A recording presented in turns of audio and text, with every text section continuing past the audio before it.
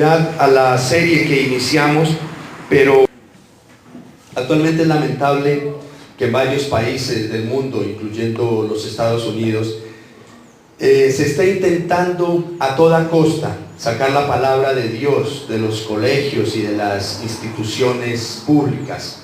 Ha habido leyes institucionales que se han estado aprobando o se han estado exponiendo para ser aprobadas con esta finalidad. Y estamos hablando de un país que el 95% de su población en los Estados Unidos dice ser cristianos protestantes, el 95%. Y aún así quieren sacar las Biblias, la enseñanza bíblica de sus instituciones educativas. La gente no quiere creer ni dejarse guiar por la palabra de Dios, solo se han propuesto confiar y creer en lo que ellos quieren creer.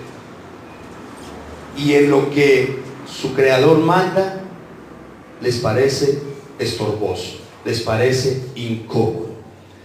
Los predicadores de la verdad y la verdad de la palabra hoy son menospreciados por mucha gente y en muchos países, por las mayorías que están inmersos en la evolución del mundo a toda costa, aún por encima incluso de la misma palabra de Dios.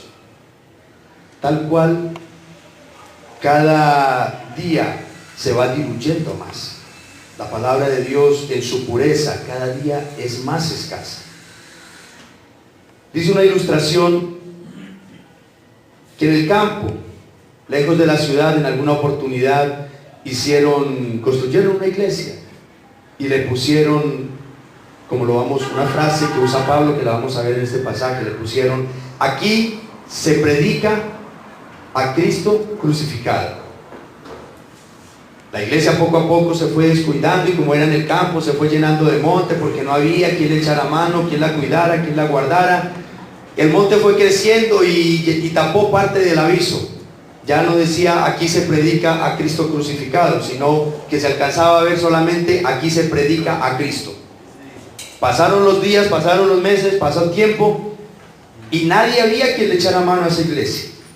La maleza, el monte siguió creciendo y tapó otra parte del aviso. Ya no decía aquí se predica a Cristo, sino aquí se predica. Y asimismo, como el aviso poco a poco la maleza y el monte lo fue cubriendo, lo fue tapando, la misma palabra de esa iglesia poco a poco se fue diluyendo.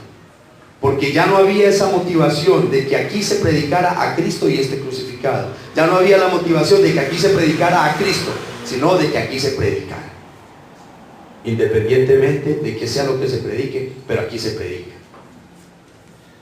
Así como se fue tapando ese aviso, entonces se fue perdiendo la pureza de la palabra. Algo así le pasó a Pablo también en la iglesia de Corinto. Y algo así le está pasando a la iglesia en el mundo entero el día de hoy. Después de esa breve introducción, entonces, hermanos, permítanme contextualizar un poco. Recordemos que lo que motivó a Pablo a escribir a la iglesia de Corinto fue primeramente afrontar una serie de conflictos que se estaban presentando en esta iglesia. Aunque también en esta carta el apóstol responde y da indicaciones acerca de algunas cuestiones doctrinales y de conducta que los miembros de la congregación necesitaban saber y tener claros. La prioridad, el principal motivo de la carta fue afrontar algunos desacuerdos y malentendidos que se estaban suscitando en la congregación de Corinto. Esos desacuerdos eran porque en la misma iglesia, entre los mismos miembros, estaba presentando discordancias acerca de las preferencias de sus pastores y de sus predicadores. Como dijimos la semana pasada, permítanme recordárselo nuevamente. Para los corintios, que era una ciudad demasiado cosmopolita y muy multicultural y por ende de demasiadas religiones, creencias y enseñanzas raras, esta gente creía que el cristianismo era una más de las tantas filosofías que había en el momento y en el lugar. Entonces, para ellos ellos podían darse el lujo de decir, bueno, aquí en esta iglesia, como los conferencistas que llevan al Areópago, como los conferencistas que llevan a ciertos lugares, filósofos griegos que vayan a entretenerlos con su elocuencia y su oratoria, en la iglesia de Cristo también podemos nosotros escoger que venga Pedro, que venga Apolos o que venga Pablo. A mí no me gusta Pedro, no me gusta Pablo, no me gusta ninguno de estos, llamemos a otro. Esto se estaba presentando, según Pablo y según lo que vemos a lo largo de la enseñanza de todas las cartas a los Corintios, por el mal entendimiento, la mala comprensión que la gente tenía del Evangelio de Jesucristo. No habían logrado entender que el Evangelio no era una filosofía más. El Evangelio de Jesucristo era el mensaje de salvación para la humanidad entera.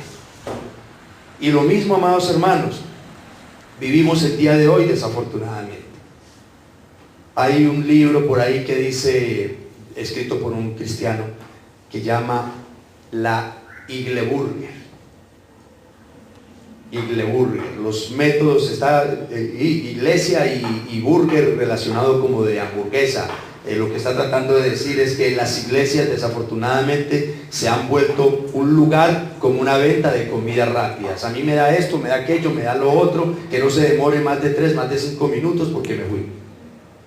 Entonces se le llama Igleburger a ese libro, porque desafortunadamente en eso se ha estado incurriendo mucho. La gente ya le está restando el valor y la importancia a el verdadero evangelio. Y como le voy a hacer la pregunta que le he hecho muchas veces, nosotros los que pasamos de los 40 años, la mayoría fuimos levantados en nuestra infancia, incluso hasta nuestra niñez, a punta de frijoles y sancocho, ¿no es cierto? La sopita. Y hoy la mayoría de los muchachos desprecian, no les gusta la sopita, no les gusta el sancocho, no les gustan los frijoles. ¿Qué quiere mi hijo? No, deme para un perrito, deme para una hamburguesa, deme para un sándwich, deme para un, ¿cómo es? El Subway. Puras comidas rápidas. Y yo le quiero decir, compare usted un niño de hoy con un niño de hace 30 o 40 años atrás. Esos niños no les daba gripa, comían tierra y de todo, y aliviaditos, y hoy todos los enferman, tal cual, con la palabra de Dios. Cuando nosotros somos levantados con buena alimentación espiritual, con un verdadero evangelio, espiritualmente vamos a estar muchísimo más firmes, nuestra fe va a ser mucho más sólida, mucho más estable. Pero cuando nos levantan a punta de, espiritualmente hablando, a punta de mensajes de actitud positiva y de superación personal, cualquier viento vuela lejos nuestro matrimonio, vuela lejos nuestras relaciones, vuela lejos mi cristianismo, porque no soportamos nada. Ese es el problema que quiere afrontar Pablo. Eso nos lleva entonces a nuestro primer encabezado: la soberana elección de Dios. Pablo viene hablando entonces que la sabiduría humana, con su palabrería y su espectáculo, no es lo que va a salvar a la gente de Corinto, ni va a salvar a la gente de Renaciendo en Cristo, ni a la gente de Medellín, ni a la gente de Colombia. No va a salvar a nadie, sino la sabiduría y el poder de Dios. De manera que no es sabio que la misma gente de la iglesia de Corinto le estén pidiendo: Pablo, ya no te queremos acá porque vos nos haces dormir con esas prédicas. Acuérdense de un tal titico que se cayó de por allá y se mató en una predicación de Pablo porque se durmió. Seguramente a los corintios les parecía un Pablo muy pasivo en su predicación, o vino otra persona, un Apolos, que tenía esa efusividad, y ellos creían que eso se trataba de esto. Ahora entonces Pablo les indica que Dios es soberano en cómo Él hace las cosas, que Él fue soberano en escoger a quienes le sirvieran, así como también fue soberano en escogerlos a ellos mismos, a los de la congregación. Y mire cómo empieza entonces esta parte, versículo 26. Les pide que recuerden quiénes son ellos mismos. Pues mirad, dice la escritura, hermanos, vuestra vocación. ¿Qué es eso de vocación? Vuestro llamado, cuando ustedes fueron llamados.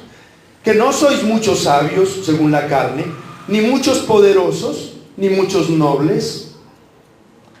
Pablo quiere que los hermanos de Corinto, al igual que él mismo, se sientan orgullosos y agradecidos con Dios de que ellos, siendo como eran, Dios aún así puso los ojos en ellos para salvarlos por medio de Jesucristo. Aunque no pertenecieran a la gran estirpe de la sociedad, aunque no tuvieran el mejor apellido, aunque no fueran del mejor estrato en su ciudad, Dios aún así los quiso salvar. Dios no había mandado al mundo a Jesús exclusivamente por los poderosos, ni por los gobernantes, ni por los millonarios. Dios había mandado a Jesús de una manera soberana. Había escogido a lo peor, a la ralea de la sociedad.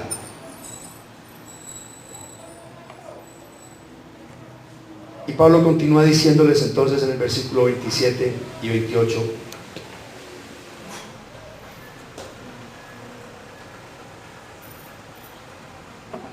sino que lo necio del mundo escogió Dios para avergonzar a los sabios, y lo débil del mundo escogió Dios para avergonzar a lo fuerte, y lo vil del mundo y lo menospreciado escogió Dios, y lo que no es, para deshacer lo que es, a fin de que nadie se jacte en su presencia. El Señor los eligió a ellos siendo necios. ¿Qué es eso de necios? Insensatos. En el original dice siendo medio tontos y siendo débiles. ¿Qué es eso de débiles? Originalmente significa algo así como estar enfermo y tener poca fuerza, pero en este caso se está refiriendo a estar enfermos espiritualmente y tener poca fuerza moral. Es decir, lo que Pablo les está diciendo es: Dios los escogió a ustedes cuando ustedes de moral no sabían nada, cuando ustedes de bueno no tenían nada, cuando ustedes estaban enfermos espiritualmente, más que enfermos, estaban muertos en sus delitos y pecados. Este era el tipo de persona que en su gran mayoría conformaba la iglesia de Corinto. Pero con todo y eso, Dios los había escogido a ellos. De hecho, algunos de los creyentes de Corinto, según el mismo pasaje, dice que eran considerados gente insignificante, a quienes los demás los trataban con menosprecio, con desdén. Eran tan insignificantes que no se los tenía en cuenta para nada, como si no existiesen. Por eso Pablo dice: y lo que no era, porque eran tenidos en menos. Para la sociedad, estas personas no valían nada. ¿Quién sabe qué tipo de personas pudieron haber sido? Háganse una idea, ¿quién sabe? Personas que, no sé, fundidos en sus pecados. Hoy en día, por ejemplo, y me van a disculpar la ilustración, el ejemplo que voy a poner. Hoy en día, por ejemplo, a la sociedad le estorba la indigencia. Quisieran que no existiera la indigencia. Y son menospreciados los indigentes. Son tenidos en poco. No sirve para nada. No sé si en este tiempo de elecciones tal vez los estén teniendo en cuenta para algo. Pero usualmente no son tenidos en cuenta para nada. Ni aún para sus mismas familias. Tal vez este tipo de gente que conformaba la iglesia de Corinto estaban en una situación similar quizá. Pero Dios los había seleccionado con un propósito. ¿Saben cuál propósito? De avergonzar y humillar a aquellos que se consideraban tan inteligentes, de la high, de la alta sociedad, aquellos que se consideraban que no mataban una mosca, aquellos que decían ser fuertes moral y espiritualmente, aquellos que decían, en nuestro país se ve mucho, personas que años atrás de la política, que años atrás participaron en la ponencia de leyes para condenar a delincuentes. Esas mismas leyes hoy los están condenando a ellos por su misma corrupción. A ese tipo de personas Dios quería avergonzar a través de la salvación de aquellos a quienes ellos mismos estaban menospreciando. Quería mostrarle al mundo que sus sabios y su sabiduría, que sus fuertes y su poder, que los inteligentes y su conocimiento eran inoperantes, eran inútiles ante Él, ante Dios, ante sus escogidos, ante su palabra tan humilde y tan sencilla como es el Evangelio. Él quería demostrarles, su sabiduría no hace lo que hace este Evangelio. Hermanos, en la salvación y en la transformación de un pecador era donde más resplandecía el poder y la sabiduría de Dios. Era donde más resplandecía. Pero Dios tenía un fin con todo esto: que ningún ser humano presuma ni que se sienta orgulloso con su propia salvación o de haber salvado a otro. En otras palabras, lo que Pablo quiere decirles es: nadie puede decir yo me salvé a mí mismo, o yo ayudé para que otro se salvara. Es lo que está diciendo Pablo. Absolutamente no. Nadie puede decir esto. Todo creyente ha sido llamado y salvo por Dios exclusivamente. Un pastor un día dijo: estos son mis convertidos. Wow. Dios nos libre. Porque ni el mejor pastor del mundo, ni el hombre más erudito, ni el más elocuente puede cambiar ni convertir a nadie. Lo único que convierte y transforma nuestros corazones es el poder de Dios a través de su palabra. No hay otro medio, no hay otra forma. De esta manera, entonces, ahora Pablo procede a aclararles lo que hizo Dios con ellos por medio de Jesucristo. Ese sería nuestro segundo encabezado: el soberano plan de Dios.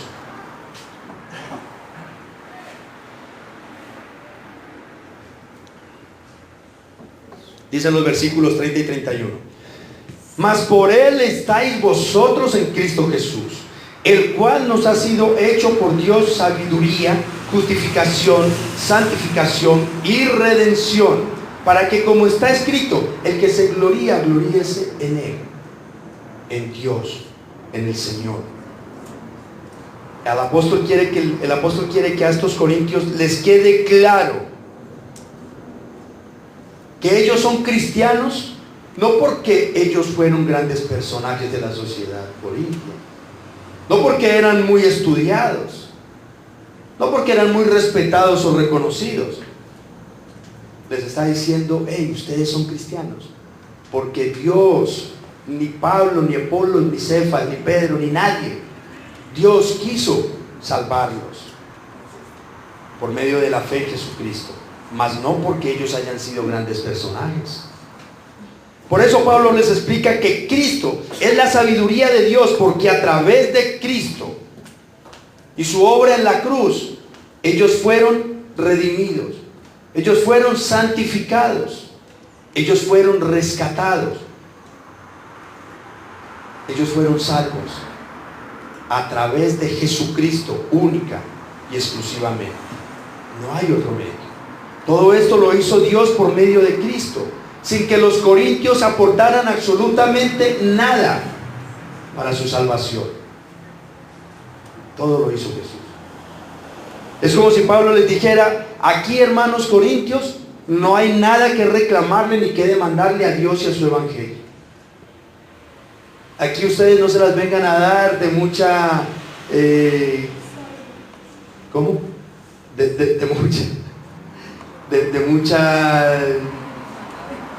personas muy sofisticadas, de personas muy estudiadas.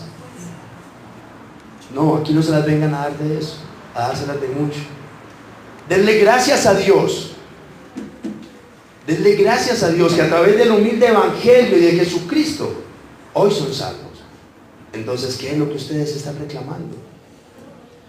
Pablo cita a Jeremías para sustentar lo que él les está diciendo. Jeremías 9, 23 y 24 dice: así dijo Jehová: no se alabe el sabio en su sabiduría, ni en su valentía se alabe el valiente, ni el rico se alabe en sus riquezas, mas alábese en esto el que se hubiere de alabar, en entenderme y conocerme, que yo soy Jehová, que hago misericordia, juicio y justicia en la tierra, porque estas cosas quiero, dice Jehová.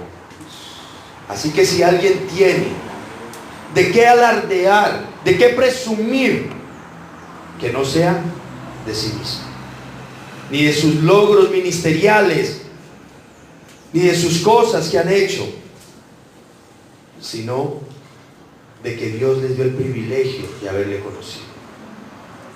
Eso debe de ser el motivo de nosotros hoy estar orgullosos en el buen sentido de la palabra. No que yo haya hecho muchas cosas, no que yo haya logrado muchas cosas, sino que Dios en su inmensa misericordia me alcanzó y me ha dado la oportunidad de conocerle y aprender de él. Por eso, después de aclararles esto, entonces Pablo les enseña cuál debe de ser la actitud y la postura de la iglesia, teniendo en cuenta esto que ha hecho Dios. Este sería nuestro tercer encabezado: la dependencia y humildad de los siervos de Dios. Dice el versículo 1 y 2 del capítulo 2: así que, hermanos, cuando fui a vosotros para anunciaros el testimonio de Dios, no fui con excelencia de palabras o de sabiduría, pues me propuse no saber entre vosotros cosa alguna, sino a Jesucristo y a este crucificado. Pablo era una persona que por su conocimiento, por su vasto conocimiento, por sus estudios, por ser quien era, muy bien pudo haber llegado a la ciudad de Corinto cuando los visitó la primera vez y haberlos dejado, como se diría en nuestra jerga, boquiabiertos, con su elocuencia, con todo ese derroche de conocimiento que él pudo haber tenido. Pero él no lo hizo, porque su propósito no era formar un club de fans para él. Su propósito era que el mundo, que la iglesia conociera acerca de Cristo Jesús y este crucificado. No hay un mensaje más potente, más contundente, más eficaz, más poderoso que el mensaje de la cruz. Desde un comienzo su interés había sido que los corintios y en todos los lugares donde él estableció iglesias conocieran la verdad del evangelio. Y la verdad del evangelio es Cristo y este crucificado. Por eso les describe de qué forma él se comportó cuando llegó donde ellos. Y dice el versículo 3: y estuvo entre vosotros con debilidad y mucho temor y temblor. Nuevamente el apóstol, con sinceridad, abre su corazón y les habla con transparencia. Miren pues que le está escribiendo a personas que lo están acusando. Pablo, en el lugar de otro, fácilmente hubiera dicho: hey, acuérdense que ustedes no eran nada, ni existía iglesia antes de yo llegar a Corinto. Yo fui el misionero internacional que fui y estableció la iglesia en Corinto para que hoy se congregue. Bien hubiera podido decirles eso. Pero lo que les dice con humildad y sencillez es: no. Cuando yo llegué aquí, yo estaba temblando del susto, estaba temblando del miedo. Él no necesita mostrarle al mundo, a la iglesia, cosas que no es. Este mensaje es muy claro para muchas personas que tal vez decimos ser siervos del Señor y lo que buscan son sus intereses particulares, son cuidar su imagen y aparentan lo que tal vez no son. El hecho de saber que Dios lo había llamado a levantar una iglesia en una ciudad como Corinto, una de las ciudades más prostituidas de la época, más perversas. Acuérdense que aquí estaba el templo de la diosa Afrodita, donde había 1000 prostitutas consagradas que tenían relaciones con cuanta persona fuera a adorar ese templo. Era una ciudad exageradamente prostituida. Y cualquiera, le cuento, a cualquiera le tiemblan las piernas levantar una iglesia en un lugar de estos. Y él les dice, cuando yo vine aquí, yo estaba muerto del susto. Tenía pánico. Era una ciudad donde estaban muy marcados los estratos sociales y se trataba con desprecio, con desdén a los pobres. Una ciudad donde se adoraba la filosofía y sus filósofos, donde se los había hecho a ellos, a sus oradores, a sus elocuentes oradores, se los había hecho ídolos. A cualquiera le tiemblan las piernas. De hecho, hubo necesidad de que Dios mismo, estando en Corinto, Pablo lo alentara mientras él estuvo ahí, porque ya estaba que salía corriendo Pablo. Y Dios, dice Hechos, Lucas en el libro de Hechos, capítulo 18, versículos 9 y 10, dice: entonces el Señor le dijo a Pablo en visión de noche: no temas, sino habla y no calles, porque yo estoy contigo, y ninguno pondrá sobre ti la mano para hacerte mal, porque yo tengo mucho pueblo en esta ciudad. Dios mismo tuvo que hablarle a Pablo, y años después, cuando les escribe esta carta, les dice: cuando yo fui donde ustedes, yo no fui a deslumbrarlos, yo no fui a buscar admiradores, yo fui a llevarles el evangelio de Cristo con temor y temblor.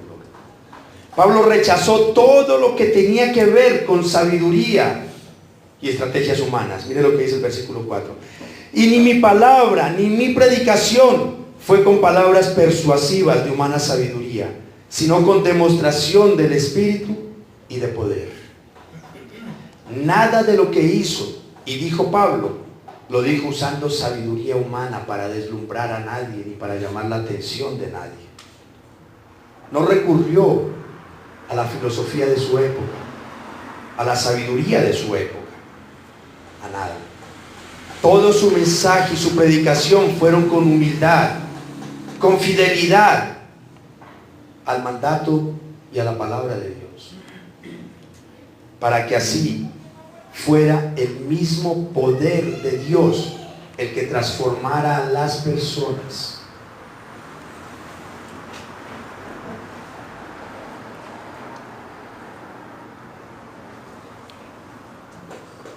En las redes sociales uno mira a los grandes artistas de la época y uno dice: uy, 5,000 seguidores, 10,000 seguidores, 1,000 seguidores de este otro, tantos seguidores, porque necesitan crear una imagen y un club de fans. Pero para Pablo es algo de menos. Él no necesitaba seguidores para él. Algunos han considerado que la frase con demostración del Espíritu y de poder se refiere a que Pablo está diciendo de que él hizo muchos milagros en Corinto. Pero en este caso no está hablando de los milagros. En este caso lo que Pablo está diciendo es: yo vine y les prediqué el evangelio a ustedes, y ustedes, al ser creyentes el día de hoy, son la mejor demostración de que aquí está el poder de Dios. Tal vez en otros pasajes Pablo habla de que él hizo muchos milagros por medio del Espíritu Santo, pero en este caso ese no es el asunto que él está tratando. Lo que Pablo realmente está diciendo aquí es que la demostración del Espíritu Santo y su poder es eso, de que ellos ya fueron creyentes, ya son creyentes, tal como lo dice Jesús en Juan 16:8: y cuando Él venga convencerá al mundo ¿de qué? De pecado, de justicia y de juicio, porque esa es la tarea del Espíritu Santo. En otros pasajes el apóstol hablará de sus milagros, pero aquí no. Para Pablo ese es el verdadero mensaje de la cruz, el mensaje que no deslumbra, sino que convierte al pecador. Personalmente, yo preferiría que nos vamos de aquí cuando venimos los domingos, gozosos en el Espíritu, pero meditabundos en la palabra de Dios. Yo estoy haciendo esto. Lo que el Señor me dijo hoy a través de su palabra, yo estoy incurriendo en ese pecado. Yo estoy incurriendo en la mentira. Yo estoy incurriendo en el chisme. Yo estoy siendo infiel. Yo estoy incurriendo en adulterio. Yo estoy incurriendo en robo, en mi trabajo, en mi negocio. Yo preferiría que saliéramos de este lugar así y que esta noche lloráramos orándole a Dios en arrepentimiento y fe por la palabra que escuchamos, a que digamos acá, qué mensaje tan lindo, qué palabra tan poderosa, y llegamos a la casa y ¿de qué trató? Yo no sé, pero estuvo muy bueno. ¿De qué nos sirve eso? ¿En qué nos edifica eso? Pero veamos cuál era el propósito de Dios y sus mensajeros entonces al rechazar toda esa sabiduría humana. Dice el versículo 5: para que vuestra fe no esté fundada en la sabiduría de los hombres, sino en el poder de Dios. Mientras que los sabios y filósofos lo que buscaban a través de su oratoria, su elocuencia y sus filosofías eran el reconocimiento, la admiración, los aplausos del pueblo y sus propios intereses, el propósito de Pablo y todos los siervos de Jesucristo debe de ser y era glorificar a Dios por encima de todo, y que los creyentes no pongan su confianza en sus esperanzas ni en Él ni en los hombres, sino en aquel que entregó su vida en una cruz para salvarlos. Y ese debe de ser el objetivo el día de hoy. Ese debe de ser el objetivo el día de hoy. No buscar un club de fans, tantos seguidores para mí. No generar una pastordependencia en ustedes, sino que todos dependamos de Dios, de Cristo y este crucificado. Hay gente que le dice a uno: pastor, es que usted está más cerquita de Dios, ore por mí por esto. No, hermano, ¿qué va a saber usted que esté más cerquita de Dios? Si uno no sabe sino Dios, y tal vez hasta mi mujer de pronto en la casa. Aquí William podría parecer una mansa paloma, pero puede ser que en la casa sea el mismo diablo. Solo Dios sabe qué tan cerca de Dios estamos, usted y yo. Hermanos, aquí no dependemos del pastor ni de los pastores. Aquí dependemos de Dios.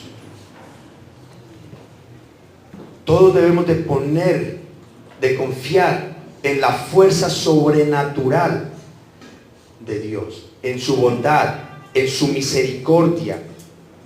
Esa es la obra del Espíritu Santo.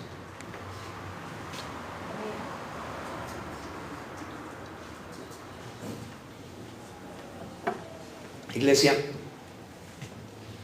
a modo aplicativo, la mejor forma de nosotros ser agradecidos con Dios y la iglesia donde nos permite congregarnos es sin duda recordarnos quién éramos antes y quiénes somos el día de hoy gracias a la palabra de Dios y a la misericordia de Dios. Pero aparte de eso, reconocer que no éramos ni somos mejores que los demás. Somos privilegiados por Dios. En este lugar tal vez haya profesionales, hasta con 1 o 2 carreras quizá. Pero también hay bachilleres, incluso gente que terminó apenas su primaria. Quizá haya gente adinerada, empresaria, pero también hay desempleados y personas de muy bajos recursos. Puede ser que aquí haya algunos que se levantaron, se criaron en el Evangelio, pero también hay otros que apenas están aprendiendo a decir Jesús. Quizá la sociedad nos ha dividido por estratos sociales, pero para el Señor todos somos exactamente iguales. Y nos ha dado el mismo evangelio. Aquí no hay un evangelio para ricos y otro para pobres. Desafortunadamente, la iglesia de hoy en día se ha estratificado. Yo no sé si ustedes han escuchado a algún hermano que les diga: ¿dónde te congregas? En tal parte. Uy, pero esa iglesia es para ricos. ¿Qué es eso? ¿Acaso es que hay un evangelio para ricos y pobres? ¿Acaso es que hay un evangelio para blancos y para negros otro? ¿Acaso es que hay un evangelio para campesinos y otro para citadinos? ¿Acaso hay evangelio para universitarios y otro para analfabetas? No. El evangelio es el mismo para todos, porque el corazón del hombre es el mismo. Todos los que hoy estamos aquí, el Señor quiso tener misericordia, independientemente de quiénes éramos o lo que teníamos. Hoy conocemos de Dios por su gracia y su bondad. Si damos nosotros un vistazo al evangelio, a los evangelios, vemos que los hombres que Jesús escogió no eran de la mejor calaña. De hecho, uno no podría decir aquí cuál de todos estos dos era el mejor. Quizá podría decir uno cuál de todos estos es el peor. Si los discípulos, los apóstoles de Jesús pasaran hojas de vida hoy, quizá todos se rajarían. Tal vez el más aceptado podría ser hasta Judas, un hombre experto en tesorería. Pero aún así Dios los escogió. Y de la misma manera, el Señor no vio qué tan inteligentes, o qué tan sabios, o qué tan buenas personas, o qué tan poderosos o influyentes éramos nosotros. Antes bien, lo que Él vio en nosotros fue un manojo de pecadores y enfermos espirituales. Eso éramos nosotros antes de conocer al Señor. Pero así el Señor nos escogió para mostrarle al mundo, a la ciencia, a la filosofía, a la cultura y a la religión que Él es el que salva. Él es el que transforma a la gente a través del evangelio. ¿No les parece que Dios en su soberanía es inmensamente bueno y misericordioso? Las tantas ciencias de hoy en día, sus tantas investigaciones, no han logrado cambiar el espíritu de una persona. La ciencia se pregunta el día de hoy: ¿cómo es posible que un drogadicto, cómo es posible que un alcohólico, cómo es posible que una prostituta, cómo es posible que un narcotraficante hayan tenido un cambio tan radical cuando conocieron a Jesucristo? Eso no lo explica nadie. La respuesta es: Dios nos escogió. Y con el Espíritu Santo como cirujano, y con el poder de su evangelio como instrumento, nos hizo una cirugía a corazón abierto y nos sanó del cáncer del pecado. Eso fue lo que hizo Dios con cada uno de nosotros, cosa que ningún doctor de la ciencia ni de ninguna filosofía han podido lograr. Solamente la palabra de Dios, solamente el poder de Dios. Ahora yo quiero aclarar que respeto y valoro profundamente la ciencia, que no tengo nada en contra de la sociología, ni la psicología, ni la filosofía, ni de las tantas religiones que hay en el mundo, pero ninguna de estas puede decir que aportó algo tan siquiera para salvar a alguien, o para que alguien se vaya para el cielo. Sencillamente porque muchas de estas ciencias o filosofías ni siquiera creen en el cielo, ni siquiera creen que hay infierno. Entonces no pueden aportar para nuestra salvación. Nadie puede decir que le cambió el corazón a otro. Tal vez podamos decir: yo ayudé a cambiar la forma de pensar de fulano de tal. Pero cambiar su corazón, solamente Dios. De hecho, ni tú mismo puedes decir: yo me propuse salvarme y me salvé. No podemos decir eso. Quizá podamos decir: yo me propuse cambiar y cambié. Pero hermano, una cosa es dejar el licor, una cosa es dejar las drogas, una cosa es dejar los malos hábitos. Pero otra cosa totalmente diferente es dejar la envidia, dejar el orgullo, dejar la codicia, dejar la soberbia, dejar el adulterio, dejar la fornicación, dejar la lujuria y dejar la maldad. Yo conozco muchas personas que sin necesidad de ser creyentes dejaron el licor, pero la maldad sigue estando en sus corazones. No pueden decir que eso los acercó a Dios. Esto solo lo hace el Señor con el poder del Espíritu y su palabra. Es lo que Pablo quiere que nos quede claro. De manera, hermanos, que ninguno de nosotros podemos sentirnos orgullosos de nada. Al contrario, no debemos tener más que gratitud con el Señor, que hizo todo para que hoy tuviéramos la oportunidad de una nueva vida. Si estamos agradecidos con Dios, deberíamos de estar. Tanto los que llevan muchos años en el Evangelio como los que apenas están empezando, deberíamos de estar agradecidísimos con Dios, porque créanme, conocer de Dios es una nueva oportunidad de una nueva vida. Y ni con la mayor cantidad de dinero que puedas tener, la puedes comprar. Yo te preguntaría, ¿tú de qué te sientes orgulloso? Es interesante porque casi siempre nos sentimos orgullosos de nuestros logros profesionales, de los logros económicos y financieros, del carro nuevo, de la casa nueva. Nos sentimos orgullosos de los logros ministeriales. Algunos dicen con jactancia, con orgullo: usted viera la fila que me hace para que les dé profecía. O usted viera la fila que me hace para que les imponga manos y sanarlos. Quizá puede ser que algunas de estas cosas sean verdad. Tus logros profesionales, tus logros económicos, tus logros ministeriales. Pero no es de esto de lo que nos debemos de sentir orgullosos, hermanos. No es de eso de lo que debemos estar orgullosos, sino de la gracia y la misericordia que Dios tuvo contigo. Porque Él te alcanzó, te salvó y te dio la oportunidad de conocerle. Y hoy eres lo que eres por Él únicamente. Muchas personas han salvado, han restaurado su hogar, su matrimonio, no porque había plata, sino porque Dios llegó a sus vidas y Él fue el que lo hizo. Ni el mismo Pablo se sentía orgulloso de la iglesia de Corinto, ni tampoco intentó deslumbrar a nadie para que alguien se sintiera orgulloso de él. No. De esa misma manera, ningún pastor se debería de sentir tampoco orgulloso y vanagloriarse por su iglesia. ¿Sabe por qué?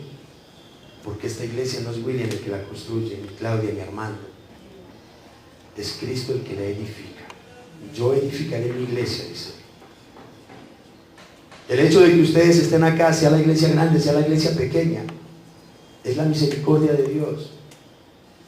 Que mi esposa quiera escucharme aquí con ustedes, es la misericordia de Dios.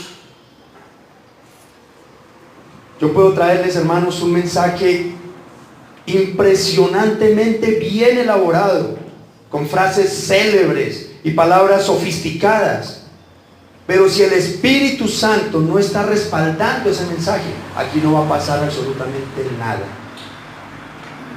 Aquí no va a pasar nada. No va a haber conversión, no va a haber convicción de pecado. Con decirles que serían más reales los discursos de los políticos de estos días que lo que se predicaría en este culto, si no está Dios aquí con nosotros.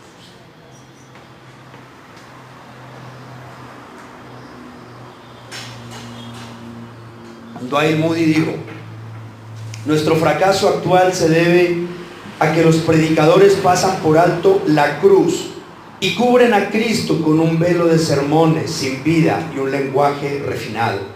No presentan a Cristo con claridad. Lo que nosotros necesitamos es predicar a Cristo y presentárselo a un mundo que perece. El mundo puede seguir adelante muy bien sin ustedes y sin mí, pero no puede seguir adelante sin Cristo. Cierro la cita. No estamos en la obligación, hermanos, de deslumbrar a nadie,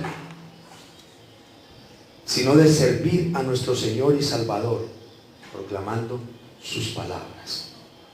Al igual que Pablo, los predicadores y pastores no deberíamos pretender formar nuestro propio reino, como muchos lo hacen. que alardean contando cómo va funcionando su pequeño reino, su pequeño club de fans. Es lamentable, hermanos, que muchos siervos de Dios hayan caído en el yoísmo. ¿Sí saben qué es eso? El yo primero, yo segundo, yo tercero, yo todo. Predicadores, pastores, misioneros, evangelistas, adoradores, se embriagan en su propio ego, alardeando de sus hazañas. Eso no es lo que hace Pablo. Eso no es lo que dice la palabra. Esto es simplemente antibíblico. Porque el Señor nos ha llamado es para que seamos sus siervos, sus esclavos, sus humildes mensajeros y nada más. Eso es su pastor. Eso deben de ser sus predicadores. Es a enseñarle a ustedes, al pueblo de Dios, quién es el Rey de Reyes, el Señor de Señores, quién es el Dios y amo del universo. Es a eso lo que el Señor nos ha mandado. Permítanme entonces, hermanos, ir concluyendo con los versículos 27 y 28 nuevamente. Dicen estos versículos: sino que lo necio del mundo escogió Dios para avergonzar a los sabios, y lo débil del mundo escogió Dios para avergonzar a lo fuerte, y lo vil del mundo y lo menospreciado escogió Dios, y lo que no es, para deshacer lo que es. Hermanos, Dios te escogió tal cual como tú eras. Miremos el retrovisor un momentico de nuestras vidas. Eras terco, quizá necio, quizá insensato, enfermo espiritualmente por causa del pecado, pero con todo y eso, así te eligió para salvarte y para mostrarle al mundo, a tu familia, a las tantas personas que te han juzgado, que te han condenado, que te han criticado, que Él es misericordioso y poderoso para transformar a las personas. Yo quisiera invitarte a que te esfuerces por superarte y alcanzar tus metas académicas, profesionales, laborales, porque posiblemente ese es el plan de Dios para ti en esta tierra.